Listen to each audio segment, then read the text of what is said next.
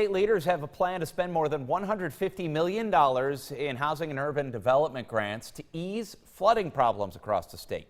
Half of that money would need to be spent within 6 years of receiving it, the other half within 12 years.